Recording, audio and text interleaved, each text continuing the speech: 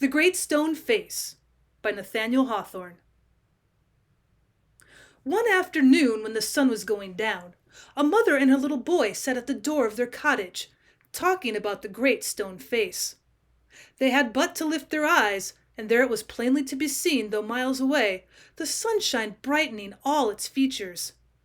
And what was the Great Stone Face? Embosomed amongst a family of lofty mountains, there was a valley so spacious that it contained many thousand inhabitants. Some of these good people dwelt in log huts, with the black forest all around them on the steep and difficult hillsides. Others had their homes in comfortable farmhouses, and cultivated the rich soil on the gentle slopes or level surfaces of the valley. Others again were congregated into populous villages, where some wild highland rivulet, tumbling down from its birthplace in the upper mountain region, had been caught and tamed by human cunning, and compelled to turn the machinery of cotton factories. The inhabitants of this valley, in short, were numerous, and of many modes of life. But all of them, grown people and children, had a kind of familiarity with the Great Stone Face, although some possessed the gift of distinguishing this grand natural phenomenon more perfectly than many of their neighbors. The Great Stone Face, then, was a work of nature in her mood of majesty playfulness, formed on the perpendicular side of a mountain by some immense rocks, which had been thrown together in such a position as, when viewed at a proper distance, precisely to resemble the features of a human countenance. It seemed as if an enormous giant or a Titan had sculptured his own likeness on the precipice. There was the broad arch of the forehead, 100 feet in height, the nose with its long bridge, and the vast lips which, if they could have spoken, would have rolled their thunder accents from one end of the valley to the other.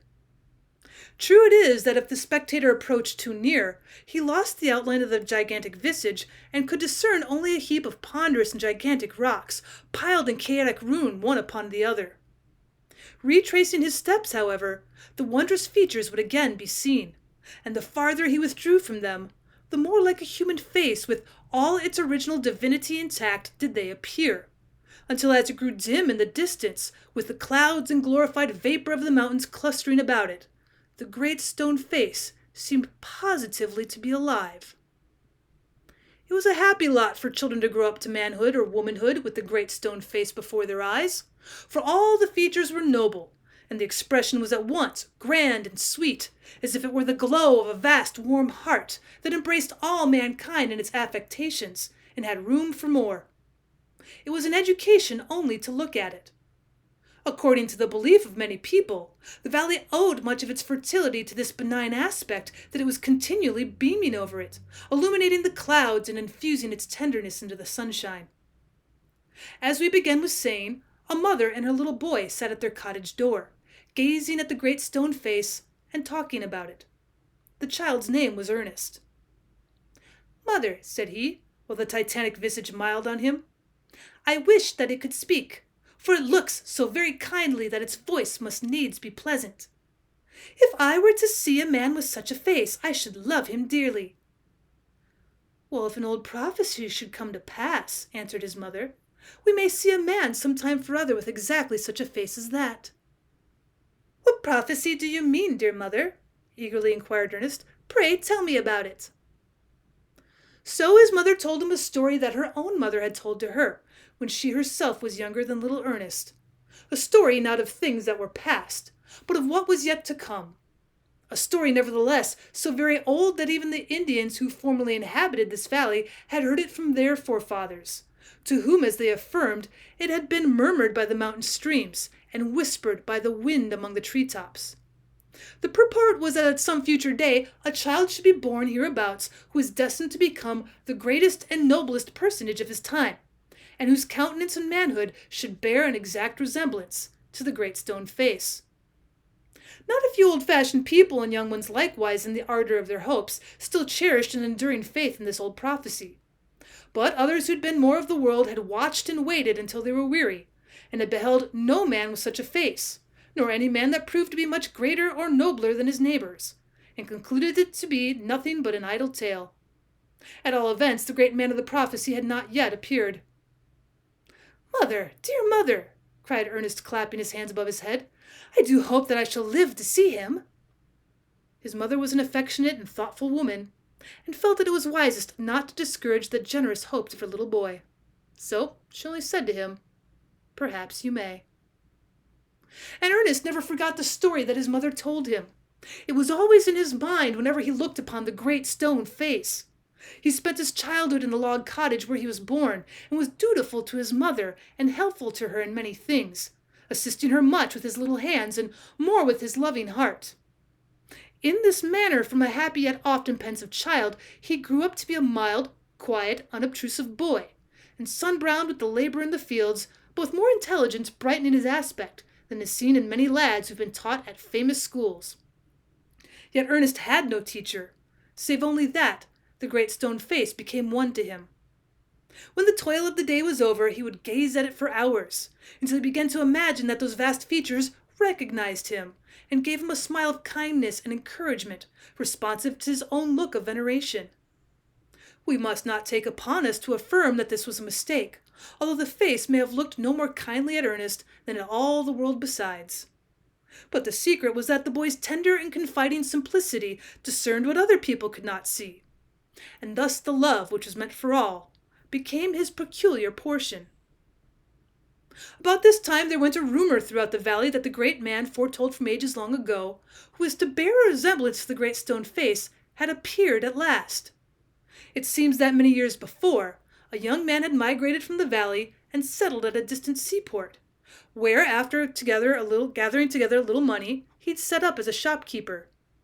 His name, but I could never learn whether it was his real one or a nickname that had grown out of his habits and success in life, was Gathergold. Being shrewd and active and endowed by Providence with that inscrutable faculty which develops itself in what the world calls luck, he became an exceedingly rich merchant, and owner of a whole fleet of bulky bottomed ships. All the countries of the globe appeared to join hands for the mere purpose of adding heap after heap to the mountainous accumulation of this one man's wealth. The cold regions of the north, almost within the gloom and shadow of the Arctic Circle, sent him their tribute in the shape of furs. Hot Africa sifted for him the golden sands of her rivers and gathered up the ivory tusks of her great elephants out of the forests. The East came bringing him rich shawls and spices and teas and the effulgence of diamonds and the gleaming purity of large pearls. The ocean, not to be behindhand with the earth, yielded up her mighty whales, that Mr. Gathergold might sell their oil and make a profit on it. Be the original commodity of what it might, it was gold within his grasp. It might be said of him as of Midas in the fable that whatever he touched with his finger immediately glistened and grew yellow and was changed at once into sterling metal, or, which suited him better still, into piles of coin. And when Mr. Gathergold had become so very rich that it would have taken him 100 years only to count his wealth, he bethought himself of his native valley, and resolved to go back thither and end his days where he was born. Well, with this purpose in view, he sent a skilful architect to build him such a palace as should be fit for a man of his vast wealth to live in. As I have said above, it had already been rumored in the valley that Mr. Gathergold had turned out to be the prophetic personage so long and vainly looked for, and that his visage was the perfect and undeniable similitude of the great stone face.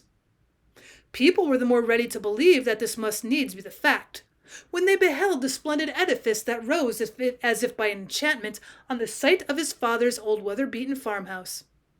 The exterior was of marble, so dazzlingly white that it seemed as though the whole structure might melt away in the sunshine, like those humbler ones which Mr. Gathergold in his young playdays, before his fingers were gifted with the touch of transmutation, had been accustomed to build of snow. It had richly ornamented portico, supported by tall pillars, beneath which was a lofty door, studded with silver knobs and made of a kind of variegated wood that had been brought from beyond the sea. The windows from the floor to the ceiling of each stately apartment were composed respectively of but one enormous pane of glass, so transparently pure that it was said to be a finer medium than even the vacant atmosphere. Hardly anybody had been permitted to see the interior of this palace, but it was reported, and with good semblance of truth, to be far more gorgeous than the outside, insomuch that whatever was iron or brass in other houses was silver or gold in this, and Mr. Gathergold's bedchamber especially made such a glittering appearance that no ordinary man would have been able to close his eyes there. But on the other hand, Mr. Gathergold was now so inured to wealth that perhaps he could not have closed his eyes unless where the gleam of it was certain to find its way beneath his eyelids. In due time the mansion was finished. Next came the upholsterers with magnificent furniture. Then a whole troop of black and white servants, the harringers of Mr. Gathergold, who in his own majestic person was expected to arrive at sunset.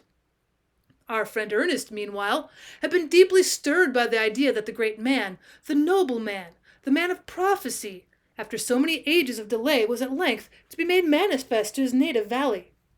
He knew, boy as he was, that there were 1,000 ways in which Mr. Gathergold, with his vast wealth, might transform himself into an angel of beneficence, and assume a control over human affairs as wide and benignant as the smile of the great stone face. Full of faith and hope, Ernest doubted not that the people said was true, and that now he was to behold the living likeness of those wondrous features on the mountainside.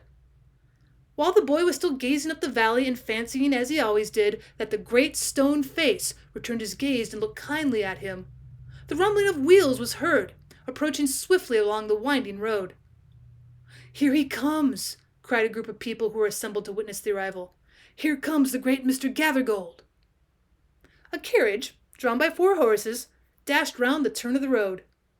Within it, thrust partly out the window, appeared the physiognomy of the old man, with skin as yellow as if his own Midas hand had transmuted it. He had a low forehead, small, sharp eyes puckered about with innumerable wrinkles, and very thin lips which he made still thinner by pressing them forcibly together. "The very image of the great stone face," shouted the people. "Sure enough, the old prophecy is true, and here we have the great man come at last." And what greatly perplexed Ernest, they seem actually to believe that here was the likeness of which they spoke. By the roadside there chanced to be an old beggar woman and 2 little beggar children, stragglers from some far-off region, who as the carriage rolled onward held out their hands and lifted up their doleful voices, most piteously beseeching charity. A yellow claw, the very same that had dawed together so much wealth, poked itself out of the coach window and dropped some copper coins upon the ground, so that though the great man's name seems to have been Gathergold, he might just have suitably been named Scattercopper. Still, nevertheless, with an earnest shout, and evidently with as much good faith as ever, the people bellowed, "He is the very image of the great stone face." But Ernest turned sadly from the wrinkled shrewdness of that sordid visage, and gazed up the valley, where amid the gathering mist, gilded by the last sunbeams, he could still distinguish those glorious features which had impressed themselves into his soul. Their aspect cheered him. What did the benign lips seem to say? "He will come. Fear not, Ernest, the man will come." The years went on, and Ernest ceased to be a boy. He had grown to be a young man now. He attracted little notice from the other inhabitants of the valley, for they saw nothing remarkable in his way of life, save that when the labor of the day was over, he still loved to go apart and gaze and meditate upon the great stone face. According to their idea of the matter, if it was folly indeed, but pardonable, inasmuch as Ernest was industrious, kind, and neighborly, and neglected no duty for the sake of indulging this idle habit. They knew not that the great stone face had become a teacher to him, and that the sentiment which was expressed in it would enlarge the young man's heart, and fill it with a wider and deeper sympathy than other hearts. They knew not that thence would come a better wisdom than could be learned from in books, and a better life than could be molded on the defaced example of other human lives. Neither did Ernest know that the thoughts and affections which came to him so naturally in the fields and at the fireside, and wherever he communed with himself, were of a higher tone than those which all men shared with him. A simple soul, simple as when his mother first taught him the old prophecy, he beheld the marvelous features beaming down the valley, and still wondered what their human counterpart was so long in making his appearance. By this time, poor Mr. Gathergold was dead and buried. And the oddest part of the matter was that his wealth, which was the body and spirit of his existence, had disappeared before his death, leaving nothing of him but a living skeleton, covered over with a wrinkled yellow skin. Since the melting away of his gold, it had been very generally conceded there was no such striking resemblance, after all, betwixt the ignoble features of the ruined merchant and that majestic face upon the mountainside. So the people ceased to honor him during his lifetime, and quietly consigned him to forgetfulness after his decease. Once in a while, it is true, his memory was brought up in connection with the magnificent palace which he had built, and which had long ago been turned into a hotel for the accommodation of strangers, multitudes of whom came, every summer, to visit that famous natural curiosity, the Great Stone Face. Thus Mr. Gathergold, being discredited and thrown into the shade, the man of prophecy was yet to come. It so happened that a native-born son of the valley many years before had enlisted as a soldier, and after a great deal of hard fighting had now become an illustrious commander. Whatever he may be called in history, he was known in camps and on the battlefield under the nickname of Old Blood and Thunder. This war-worn veteran being now infirm with age and wounds, and weary of the turmoil of a military life, and of the roll of the drum and the clangor of the trumpet that had been so long ringing in his ears, had lately signified a purpose of returning to his native valley, hoping to find repose where he remembered to have left it. The inhabitants, his old neighbors and their grown-up children, were resolved to welcome the renowned warrior with a salute of cannon and a public dinner, and all the more enthusiastically, it being affirmed now that at last the likeness of the Great Stone Face had actually appeared. An aide-de-camp of the Old Blood and Thunder, traveling through the valley, was said to have been struck with the resemblance. Moreover, the schoolmates and early acquaintances of the general were ready to testify on oath that, to the best of their recollection, an aforesaid general had been exceedingly like the majestic image, even when a boy, only that the idea had never occurred to them at that period. Great, therefore, was the excitement throughout the valley, and many people who had never once thought of glancing at the Great Stone Face for years before, now spent their time in gazing at it, for the sake of knowing exactly how General Blood and Thunder looked. On the day of the great festival, Ernest with all the other people of the valley left their work and proceeded to the spot where the sylvan banquet was prepared. As he approached, the loud voice of the Reverend Dr. Battleblast was heard, beseeching a blessing on the good things set before them, and on the distinguished friend of peace in whose honor they were assembled. The tables were arranged in cleared space of the woods, shut in by the surrounding trees, except where a vista opened eastward and afforded a distant view of the Great Stone Face. Over the general's chair, which was a relic from the home of Washington, there was an arch of verdant boughs, with the laurel profusely intermixed, and surmounted by his country's banner, beneath which he had won his victories. Our friend Ernest raised himself on his tiptoes, in hopes to get a glimpse of the celebrated guest. But there was a mighty crowd about the tables, anxious to hear the toasts and speeches, and to catch any word that might fall from the general in reply. And a volunteer company, doing duty as guard, pricked ruthlessly with their bayonets at any particularly quiet person among the throng. So Ernest, being of an unobtrusive character, was thrust quite into the background, where he could see no more of Old Blood and Thunder's physiognomy than if it had been still blazing on the battlefield. To console himself, he turned towards the Great Stone Face, which, like the faithful and long-remembered friend, looked back and smiled upon him through the vista of the forest. Meantime, however, he could overhear the remarks of various individuals who were comparing the features of the hero to the face on the distant mountainside. "'Tis the same face to a hair," cried one man, cutting a caper for joy. "Wonderfully like. That's a fact," responded another. "Like? Why, I call it Old Blood and Thunder himself in a monstrous looking-glass," cried a third. "And why not? He's the greatest man of this or any other age, beyond a doubt." And then all three of the speakers gave a great shout, which communicated electricity to the crowd, and called forth a roar from 1,000 voices that went reverberating for miles among the mountains, until you might have supposed that the Great Stone Face had poured its thunder breath into the cry. All these comments and this vast enthusiasm served the more to interest our friend. Nor did he think of questioning that now at length the mountain visage had found its human counterpart. It is true, Ernest had imagined that this long-looked-for personage would appear in the character of a man of peace, uttering wisdom and doing good and making people happy. But taking an habitual breadth of view, with all his simplicity, he contended that Providence should choose his own method of blessing mankind, and could conceive that this great end might be effected even by a warrior and a bloody sword, should inscrutable wisdom see fit to order matters so.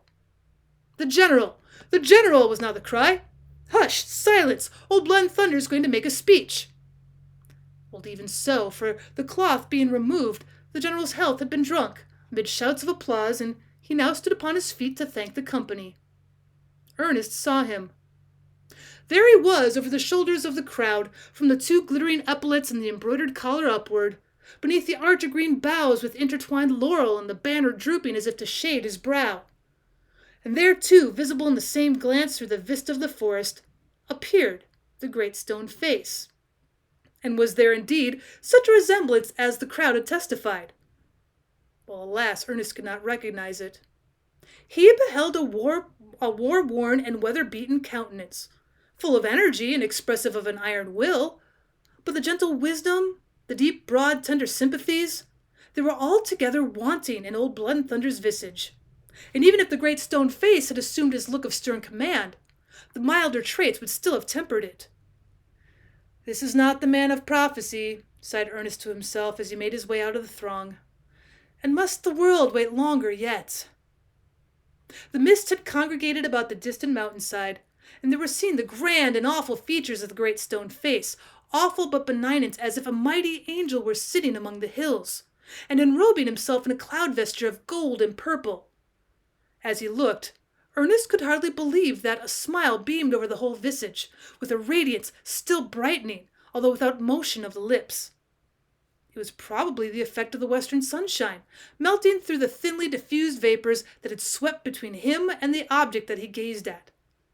But as it always did, the aspect of his marvelous friend made Ernest as hopeful as if he'd never hoped in vain. "Fear not, Ernest," said his heart, even as his great face was whispering at him. "Fear not, Ernest. He will come." More years sped swiftly and tranquilly away. Ernest still dwelt in his native valley and was now a man of middle age. By imperceptible degrees he had become known among the people. Now as heretofore he labored for his bread and was the same simple-hearted man that he had always been. But he had thought and felt so much, and he had given away so many of the best hours of his life to unworldly hopes for some great good to mankind, that it seemed as though he had been talking with the angels, and had imbibed a portion of their wisdom unawares. It was visible in the calm and well-considered beneficence of his daily life, the quiet stream of which had been made a wide green margin all along its course. Not a day passed by that the world was not better because this man, humble as he was, had lived. He never stepped aside from his own path, yet would always reach a blessing to his neighbor. Almost involuntarily, too, he'd become a preacher.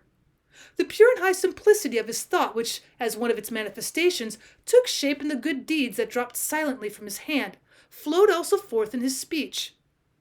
He uttered truths that wrought upon and molded the lives of those who heard them. His auditors, it may be, never suspected that Ernest, their own neighbor and familiar friend, was more than an ordinary man. Least of all did Ernest himself suspect it, but inevitably as the murmur of a rivulet came thoughts out of his mouth that no other human lips had spoken.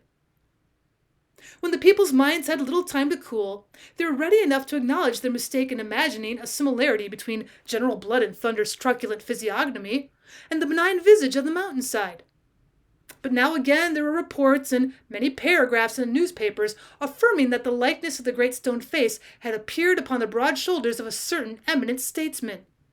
He, like Mr. Gathergold and Old Blood and Thunder, was a native of the valley, but had left it in his early days and taken up the trades of law and politics. Instead of the rich man's wealth and the warrior's sword, he had but a tongue, and it was mightier than both together. So wonderfully eloquent was he that, whatever he might choose to say, his auditors had no choice but to believe him. Wrong looked like right, and right like wrong. For when it pleased him, he could make a kind of illuminated fog with his mere breath, and obscure the natural daylight with it. His tongue, indeed, was a magic instrument. Sometimes it rumbled like the thunder. Sometimes it warbled like the sweetest music. It was the blast of war, the song of peace, and it seemed to have a heart in it when there was no such matter. In good truth, he was a wondrous man, and when his tongue had acquired him all other imaginable success, when it had been heard in halls of state and in the courts of princes and potentates, after it had made him known all over the world, even as a voice crying from shore to shore, it finally persuaded his countrymen to select him for the presidency.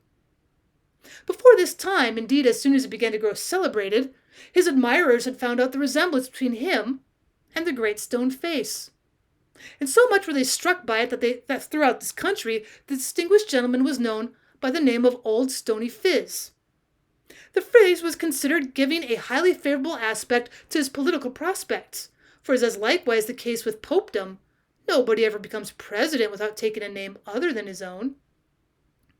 While his friends were doing their best to make him president, Old Stony Phiz, as he was called, set out on a visit to the valley where he was born. Of course, he had no other object than to shake hands with his fellow citizens, and neither thought nor cared about any effect which his progress through the country might have upon the election. Magnificent preparations were made to receive the illustrious statesman.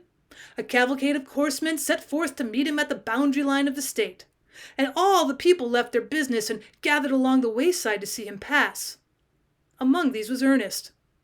Though more than once disappointed, as we've seen, he had such a hopeful and confiding nature that he was always ready to believe in whatever seemed beautiful and good.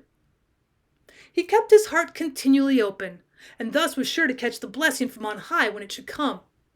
So now again, as buoyantly as ever, he went forth to behold the likeness of the great stone face. The cavalcade came prancing along the road with a great clattering of hoofs and a mighty cloud of dust which rose up so dense and high that the visage of the mountainside was completely hidden from Ernest's eyes. All the great men of the neighborhood were there on horseback, militia officers in uniform, all the members of Congress, the sheriff of the county, the editors of newspapers. Many a farmer, too, had mounted his patient steed with his Sunday coat upon his back. It was really a very brilliant spectacle, especially as there were numerous banners flaunting over the cavalcade, on some of which were gorgeous portraits of the illustrious statesman and the great stone face, smiling familiarly at one another like two brothers. If the pictures were to be trusted, the mutual resemblance, it must be confessed, was marvelous. We must not forget to mention that there was a band of music which made the echoes of the mountains ring and reverberate with the loud triumph of its strains, so that airy and soul-thrilling melodies broke out among the heights and hollows as if every nook of his native valley had found a voice to welcome the distinguished guest. But the grandest effect was when that far-off mountain precipice flung back the music, for then the great stone face itself seemed to be swelling the triumphant chorus in acknowledgment that at length the man of prophecy was come. All this while the people were throwing up their hats and shouting with enthusiasm so contagious that the heart of Ernest kindled up, and he likewise threw up his hat and shouted as loudly as the loudest, "Huzzah for the great man! Huzzah for old Stony Phiz!" But as yet he had not seen him. "Well, here he is now," cried those who stood near Ernest. There, look at old Stony Phiz, and then at the old man of the mountain, and see if they're not as like two twin brothers." In the midst of all this gallant array came an open barouche, drawn by 4 white horses, and in the barouche, with his massive head uncovered, sat the illustrious statesman, old Stony Phiz himself.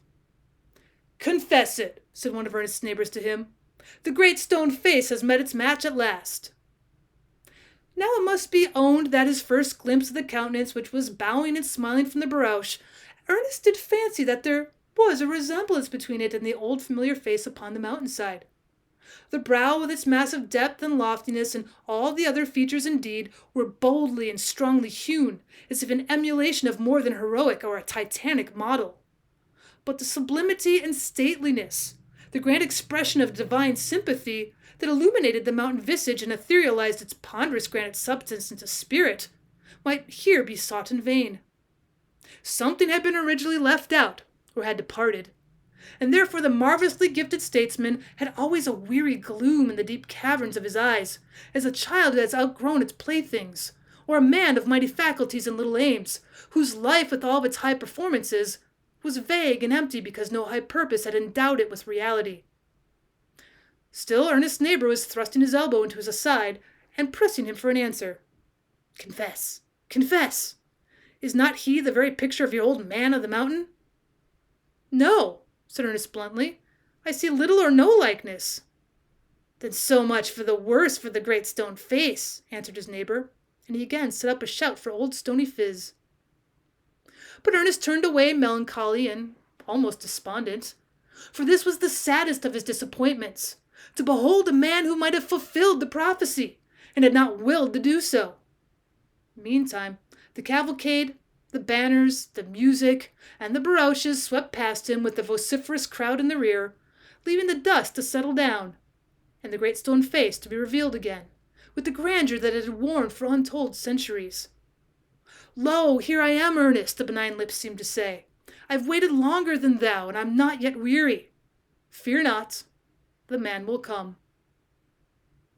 The years hurried onward, treading in their haste on one another's heels, and now they began to bring white hairs and scattered them over the head of Ernest. They made reverend wrinkles across his forehead and furrows in his cheeks. He was an aged man. But not in vain had he grown old. More than the white hairs on his head were the sage thoughts in his mind. His wrinkles and furrows were inscriptions that time had graved, and in which he had written legends of wisdom that had been tested by the tenor of a life. And Ernest had ceased to be obscure. Unsought for, undesired, had come the fame which so many seek, and made him known in the great world, beyond the limits of the valley which had dwelt so quietly. College professors and even the active men of cities came from far to see and converse with Ernest, for the report had gone abroad that this simple husbandman had ideas unlike those of other men, not gained from books, but of a higher tone, a tranquil and familiar majesty, as if he'd been talking with the angels as his daily friends. Whether it were sage, statesman, or philanthropist, Ernest received these visitors with the gentle sincerity that had characterized him from boyhood, and spoke freely with them of whatever came uppermost or lay deepest in his heart or their own. While they talked together, his face would kindle unawares and shine upon them as with a mild evening light.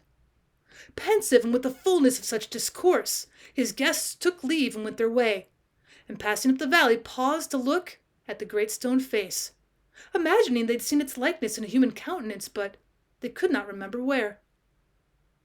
While Ernest had been growing up and growing old, a bountiful providence had granted a new poet to this earth. He likewise was a native of the valley, but had spent the greater part of his life at a distance from that romantic region, pouring out his sweet music amid the bustle and din of cities. Often, however, did the mountains which had been familiar to him in his childhood lift their snowy peaks into the clear atmosphere of his poetry. Neither was the great stone face forgotten, for the poet had celebrated it in an ode, which was grand enough to have been uttered by his own majestic lips. This man of genius, we may say, had come down from heaven with wonderful endowments. If he sang of a mountain, the eyes of all mankind held a mightier grandeur reposing on its breast, or soaring to its summit than had before been seen there. If his theme were a lovely lake, a celestial smile had now been thrown over it, to gleam forever on its surface. If it were the vast old sea, even the deep immensity of its dread bosom seemed to swell the higher, as if moved by the emotions of the song. Thus the world assumed another and better aspect from the hour that the poet blessed it with his happy eyes. The Creator had bestowed him as the last best touch to his own handiwork. Creation was not finished till the poet came to interpret and so complete it. The effect was no less high and beautiful when his human brethren were the subject of his verse. The man or woman sorted with the common dust of life, who crossed his daily path, and the little child who played in it were glorified as if they beheld him in his mood of poetic faith. He showed the golden links of the great chain that intertwined them with an angelic kindred. He brought out the hidden traits of a celestial birth that made him so worthy of such kin. Some indeed were there who thought to show the soundness of their judgment by affirming that all beauty and dignity of the natural world existed only in the poet's fancy. Let such men speak for themselves, who undoubtedly appear to have been spawned forth by nature with a contemptuous bitterness. She plastered them up out of her refuse stuff, after all the swine were made. As respects all things else, the poet's ideal was the truest truth. The songs of this poet found their way to Ernest. He read them after his customary toil, seated on the bench before his cottage door, where for such a length of time he had filled his repose with thought, by gazing at the great stone face. And now as he read stanzas that caused the soul to thrill within him, he lifted his eyes to the vast countenance, beaming on him so benignly. "O majestic friend," he murmured, addressing the great stone face, "is not this man worthy to resemble thee?" The face seemed to smile, but answered not a word. Now it happened that the poet, though he dwelt so far away, had not only heard of Ernest, but had meditated much upon his character until he deemed nothing so desirable as to meet this man, whose untaught wisdom walked hand in hand with the noble simplicity of his life. One summer morning, therefore, he took passage by the railroad, and in the decline of the afternoon alighted from the cars at no great distance from Ernest's cottage. The great hotel which had formerly been the palace of Mr. Gathergold was close at hand, but the poet, with his carpet-bag on his arm, inquired at once where Ernest dwelt, and was resolved to be accepted as his guest. Approaching the door, he there found the good old man holding a volume in his hand which alternately he read, and then with a finger between the leaves looked lovingly at the great stone face. "Good evening," said the poet. "Can you give a traveler a night's lodging?" "Willingly," answered Ernest, and then he added, smiling, "Methinks I never saw the great stone face look so hospitably at a stranger." The poet sat down on the bench beside him, and he and Ernest talked together. Often had the poet held intercourse with the wittiest and the wisest, but never before with a man like Ernest, whose thoughts and feelings gushed up with such natural a feeling, and who made great truths so familiar by his simple utterance of them. Angels, had so often been said, seemed to have wrought with him at his labor in the fields. Angels seemed to have sat with him by the fireside, and, dwelling with angels as friend with friends, he had imbibed the sublimity of their ideas and imbued it with the sweet and lowly charm of household words. So thought the poet. And Ernest, on the other hand, was moved and agitated by the living images which the poet flung out of his mind, and which peopled all the air about the cottage door with shapes of beauty both gay and pensive. The sympathies of these two men instructed them with profounder sense than either could have attained alone. Their minds accorded to one strain and made delightful music which neither of them could have claimed at all his own, nor distinguished his own share from the other's. They led one another, as it were, into a high pavilion of their thoughts, so remote and hitherto so dim that they had never entered it before, and so beautiful that they desired to be there always. As Ernest listened to the poet, he imagined that the great stone face was bending forward to listen too. He gazed earnestly into the poet's glowing eyes. "Who are you, my strangely gifted guest?" he said. The poet laid his finger on the volume that Ernest had been reading. "You have read these poems," said he. "You know me then, for I wrote them." Again, and still more earnestly than before, Ernest examined the poet's features and then turned towards the great stone face, then back with an uncertain aspect to his guest. But his countenance fell. He shook his head and sighed. "Well, wherefore are you sad?" inquired the poet. "Well, because," replied Ernest, "all through life I've awaited the fulfillment of a prophecy, and when I read these poems I hoped it might be fulfilled in you." "You hoped," answered the poet, faintly smiling, "to find me in the likeness of the great stone face? And you are disappointed as formerly with Mr. Gathergold, and old Blood and Thunder, and old Stony Phiz. Yes, Ernest, it is my due. You must add my name to the illustrious three and record another failure of your hopes. For in shame and sadness do I speak it, Ernest. I am not worthy to be typified by yonder benign and majestic image." "And why?" asked Ernest. He pointed to the volume. "Are not those thoughts divine?" "Well, they have a strain of the divinity," replied the poet.